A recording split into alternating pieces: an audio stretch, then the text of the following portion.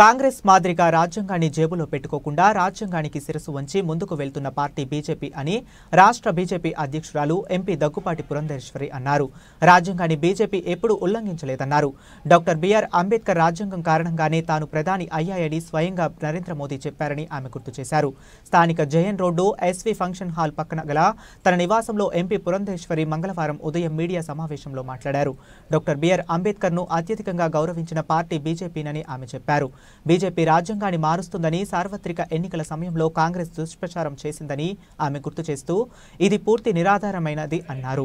Doctor BR అంబేద్కర్ను మా నాయకుడని కాంగ్రెస్ అనేక సార్లు చెప్పుకుందని, అయితే అంబేద్కర్ని కాంగ్రెస్లో 2 సార్లు ఎన్నికలలో ఘోరాతి ఘోరంగా ఓడించి పార్లమెంట్లో అడుగు పెట్టనివ్వలేదని ఆమె పేర్కొన్నారు. చివరకు భారతరత్న కూడా ఎందుకు ఇవ్వలేదని ఆమె ప్రశ్నించారు.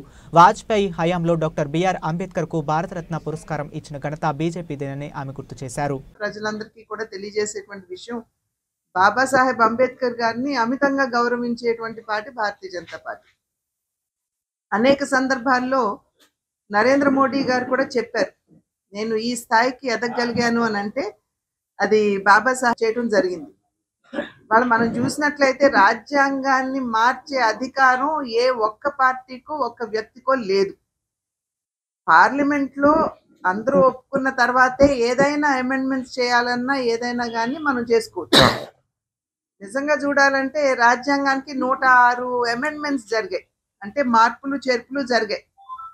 చాలా వరకు కూడా యూపీఏ ప్రతిపక్ష పార్టీ అధికారంలో ఉన్నటువంటి సందర్భంలోనే అనేక సందర్భాలు దగ్గర 90 పైచిలుకు సార్లు వారు అధికారంలో ఉన్నప్పుడే రాజ్యాంగానికి మార్పులు చేయటం జరిగింది.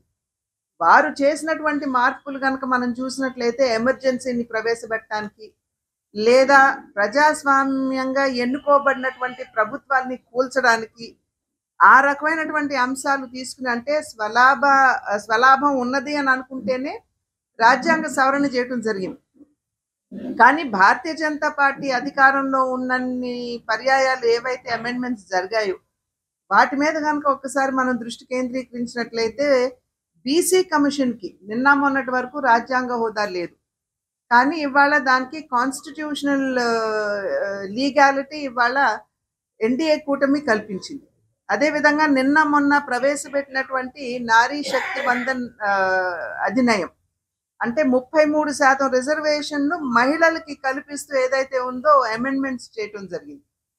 కనుక భారతీయ జనతా పార్టీ నాయకత్వంలో ఉన్నటువంటి ఎన్డీఏ ప్రభుత్వం ఏవైతే అమెండ్మెంట్స్ చేసిందో అది దేశంలో ఉన్నటువంటి పౌరులకి, అదేవిధంగా కొన్ని వర్గాలకి న్యాయం చేయాలి అనేటువంటి భావనతోటి చేసినటువంటి సవరణలే కానీ ఇంతకు ముందు చేసినట్లు వాళ్ళకి ఉపయోగపడేటువంటి సవరణలు ఎప్పుడు కూడా ఎన్డీఏ ప్రభుత్వం చేయలేదు. ఇది ప్రజలు ప్రధానంగా గుర్తించవలసినటువంటి విషయం. కనుక ఇవాళ ఎన్డీఏ భారతీయ జనతా పార్టీ నాయకత్వంలో ఉన్న ఎన్డీఏ ప్రభుత్వం రాజ్యాంగాన్ని మార్చి వేస్తుంది అనేటువంటి తర్కం ఏదైతే వారు తీసుకొస్తున్నారో ఇది సంపూర్ణంగా నిరాధారమైంది. అటువంటి ఆలోచన అసలు ఎన్డీఏ ప్రభుత్వానికి లేదు, భారతీయ జనతా పార్టీకి అంతకన్నా లేదు అని చెప్పి తెలియజేస్తున్నారు.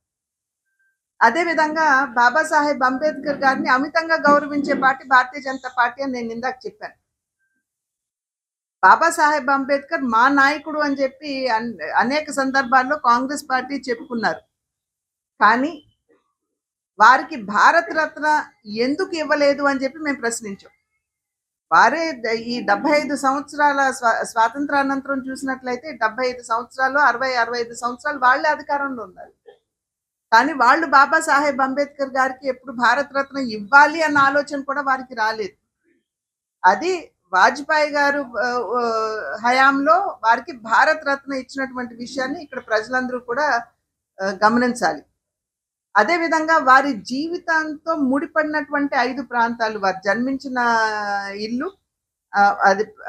అదేవిధంగా వారు విద్య అభ్యసించినటువంటి ఇల్లు, వారు మినిస్టర్గా బాధ్యతలు స్వీకరించిన తర్వాత వారు ఉన్నటువంటి గృహం, అదేవిధంగా వారు నిర్మాణం పొందినటువంటి ఆ ఇల్లు, చివరికి లండన్లో వారు లాయర్గా విద్యను అభ్యసించినటువంటి ఇంటిని కూడా కొనుగోలు చేసి ఈ 5 కూడా పంచతీర్థాలుగా నామకరణం చేసి వాటిని అభివృద్ధి చేసింది కూడా భారతీయ జనతా పార్టీ నాయకత్వంలో ఉన్న ఎన్డీఏ ప్రభుత్వమే.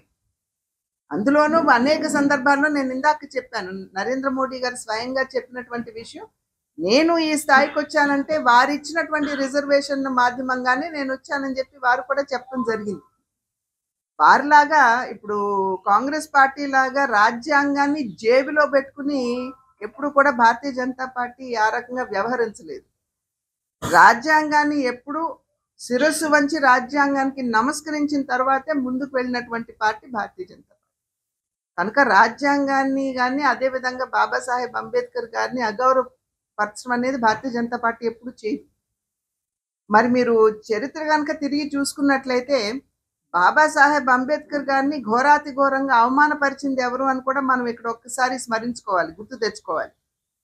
బాబాసాహెబ్ అంబేద్కర్ గారిని 2 పర్యాయాలు వారు ఎలక్షన్స్లో కంటెస్ట్ చేసినా కూడా వారికి అపోజిషన్ క్యాండిడేట్ని నిలబెట్టి కావాలని బాబాసాహెబ్ అంబేద్కర్ గారిని ఓడించినటువంటి చరిత్ర కాంగ్రెస్ పార్టీకి ఉంది. వారు హిందూ కోడ్ బిల్ ఎప్పుడైతే ప్రవేశపెట్టాలి అని చెప్పారో ముందు నెహ్రూ గారు ఒప్పుకున్నా, ఆ తర్వాత దాన్ని ప్రవేశపెట్టకుండా దాటేశారు.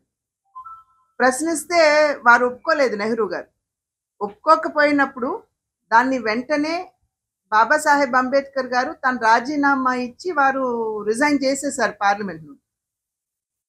ఆ తర్వాత వచ్చినటువంటి ఎన్నికల్లో నేను చెప్పినటువంటి ఆ 2 ఎన్నికల్లో కూడా బాబాసాహెబ్ అంబేద్కర్ గారిని కాంగ్రెస్ పార్టీ గెలవనివ్వలేదు, వారిని పార్లమెంట్లోకి రానివ్వలేదు.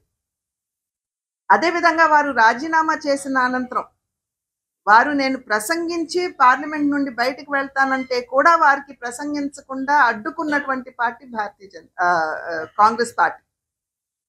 కనుక అన్ని విధాలా కూడా బాబాసాహెబ్ అంబేద్కర్ గారిని అవమానపరిచారు. వారు ఒక రకంగా చెప్పాలంటే మానసికంగా చాలా బాబాసాహెబ్ అంబేద్కర్ గారు కుంగిపోయినటువంటి విషయం కూడా మనం ఇక్కడ గమనించాలి. కానీ బాబాసాహెబ్ అంబేద్కర్ గారు ఏదైతే వారు విశ్వసించారు, బడుగు బలహీన వర్గాల వారికి అన్ని విధాలా మనం సంక్షేమాన్ని అందించాలి, వారికి కొంచెం అన్ని విధాలా కూడా అండదండగా నిలబడాలి అనేటువంటి ఆలోచన కావచ్చు. అదేవిధంగా మహిళలకి ఇప్పుడు హిందూ కోడ్ బిల్లో వారు కామన్ సివిల్ కోడ్ గురించి మాట్లాడారు. దాన్ని కూడా భారతీయ జనతా పార్టీ గౌరవించి వాళ్ళ యూనిఫామ్ సివిల్ కోడ్ పట్ల దృష్టి కేంద్రీకరించడం జరిగింది. ఇవన్నీ కూడా భారతీయ జనతా పార్టీ బాబాసాహెబ్ అంబేద్కర్ గారి పట్ల ఉన్నటువంటి గౌరవానికి సూచిక అని చెప్పి